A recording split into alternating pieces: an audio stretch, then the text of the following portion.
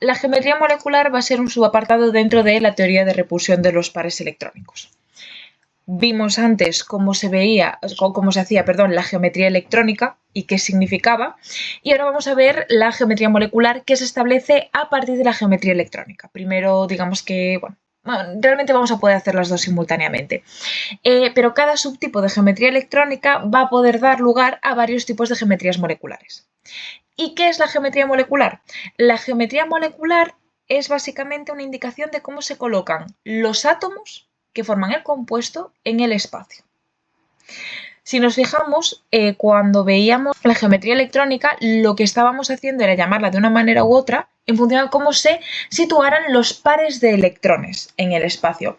Pero si yo, por ejemplo, tengo un compuesto que tiene los pares de electrones situados así, situados en forma de triángulo, pero solo dos son enlazantes, teniendo algo así, la geometría molecular va a hacer referencia a cómo están colocados los átomos. Digamos que va a ignorar los pares libres. ¿Sí? Entonces vamos a ver a qué geometrías moleculares dan lugar cada una de las geometrías electrónicas. La geometría electrónica lineal, que es esta primera que tenemos, solo va a dar lugar a geometrías moleculares lineales. Lo que vamos a tener es tal cual, algo así. Entonces, voy a poner aquí para no tener que estar repitiendo todo el rato geometría molecular, ya lo pongo aquí arriba. Entonces, la geometría molecular va a ser lineal, igual que la electrónica. Cuando tenemos tres pares de electrones, va a depender de si todos los pares son enlazantes, que sería esto, en cuyo caso, ¿qué forma están formando los átomos que están formando parte del compuesto? Un triángulo. La geometría molecular es triangular. O si solo si solo dos de estos pares son enlazantes y uno no lo es. En este caso, nos interesa solo la parte de la molécula en la que están encerrados los átomos, que está formando una forma, valga la redundancia, un poco angular. Están formando así como una especie de ángulo un poco cerrado, entonces se llama geometría angular. Geometría molecular angular. Entonces, por ejemplo, para este compuesto, la geometría electrónica sería triangular, porque los pares de electrones que están alrededor del átomo central están formando un triángulo. Pero la geometría molecular, que es la que solo se fija en los átomos, sería angular. Serían diferentes. Geometría electrónica triangular y geometría molecular angular. Mientras que en el ejemplo anterior, tanto la molecular como la electrónica va a ser triangular. Porque realmente allá donde hay pares de electrones hay átomos, entonces pues están generando la misma forma. Un pequeño truco, es que cuando no hay pares no enlazantes, o sea, cuando todos los pares son enlazantes, las geometrías electrónica y molecular van a coincidir. Cuando tenemos 4 pares de electrones, nuevamente tenemos la posibilidad de que todos estos pares sean enlazantes, entonces se va a llamar exactamente igual que la geometría electrónica, que es tetraédrica. Si uno de estos pares no es enlazante, hablamos de una geometría piramidal.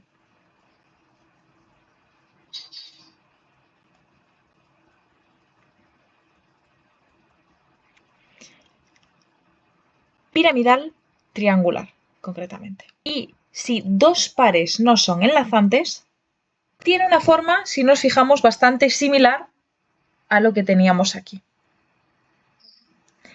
Entonces también se le llama geometría angular.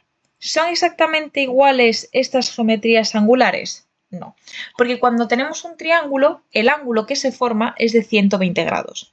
Entonces aquí van a estar separados por 120 grados. Mientras que en un tetraedro son 109,5 grados. Entonces aquí vamos a tener aproximadamente 109,5 grados. Aproximadamente, porque el hecho de que haya pares no enlazantes va a distorsionar un poco esta geometría, pero esto lo hablamos al final de todo. 5 pares de electrones. Claro, aquí podemos ver que haya solo un par enlazante, que haya 3 pares enlazantes, 2 pares enlazantes, 4 pares enlazantes. Hay muchas opciones, pero no las vamos a ver todas porque no son típicas. Vamos a ver 2 que son las más típicas, 2 o 3 y listo. Primera, como siempre, en la que todos son enlazantes. También, como siempre, se va a llamar exactamente igual que la geometría electrónica correspondiente, en este caso bipiramidal triangular.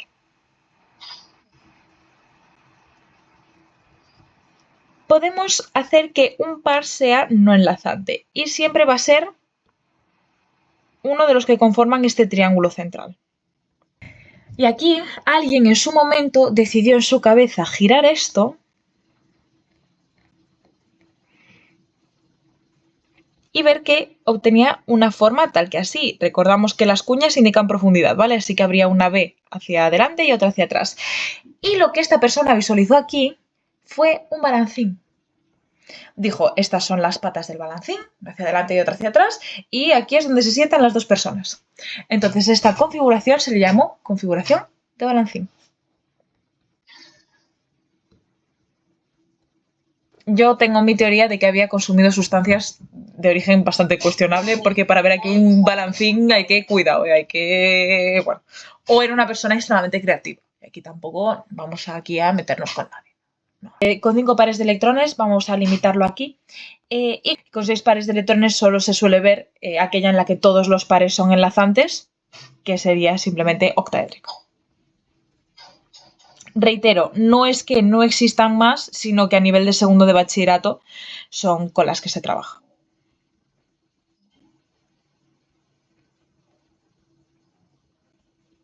Teniendo en mente que cada estructura electrónica va a tener un ángulo definido, tenemos que saber que no siempre se cumple este ángulo de manera exacta. Puede producirse lo que se conoce como, lo quiero dejar todo aquí, así que lo voy a subir un poquito para poder escribirlo abajo, la distorsión de la geometría de la molécula. ¿Cuándo va a pasar esto? Cuando hay algún par libre o incluso, aunque no es un caso que se vea tanto a nivel de segundo de bachillerato, pero bueno, podría ser, todos son pares enlazantes, pero uno de ellos, o sea, no todos los átomos que están, que no son centrales, que están alrededor del átomo central, son los mismos, sino que hay alguno que es más electronegativo que el resto. Eso también podría dar lugar a una distorsión de la geometría de la molécula.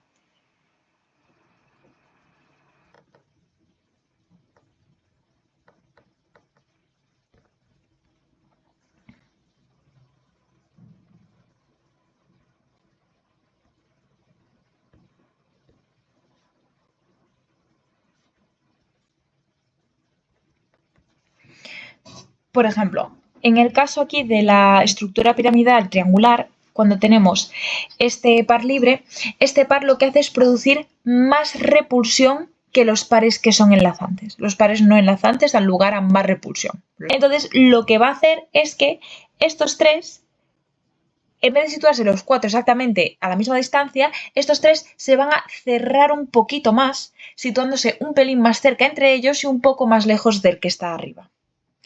¿Tenemos que saber exactamente qué ángulo van a formar? Exactamente no, pero sí que tenemos que indicar, si nos preguntasen el ángulo en un ejercicio, que va a ser un poco menor a 109,5 grados, el ángulo que forman estos tres entre sí, sería menor a 109,5 grados, y explicando el porqué, diciendo que al haber un par no enlazante, provoca una repulsión mayor y que cierra ese ángulo inferior.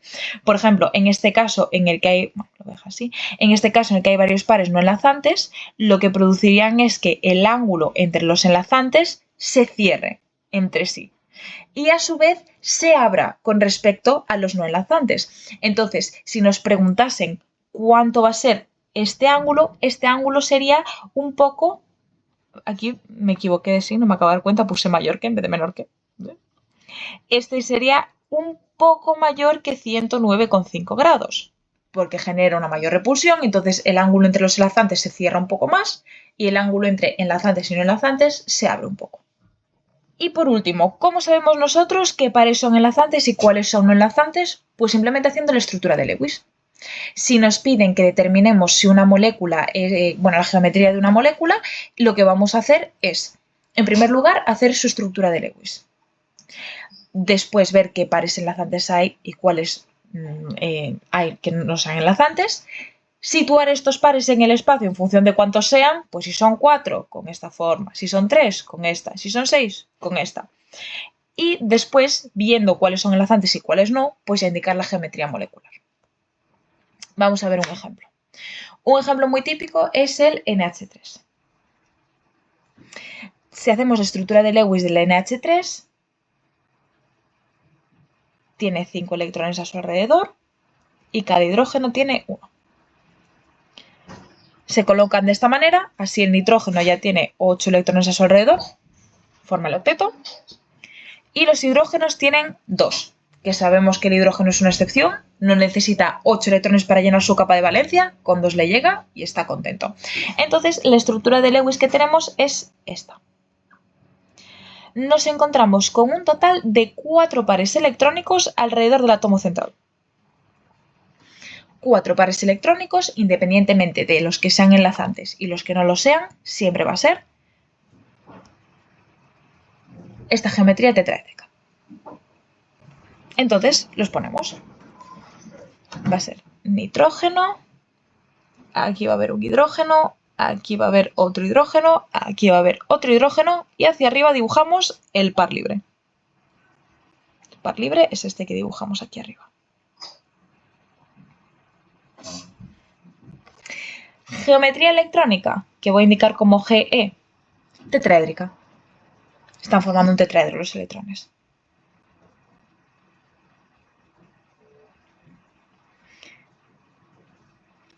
Y geometría molecular, piramidal triangular. Nos fijamos solo en los átomos. También se puede ver, que yo creo que dije todo el rato triangular, ahora mismo no estoy segura. También se puede ver trigonal, en vez de triangular, trigonal.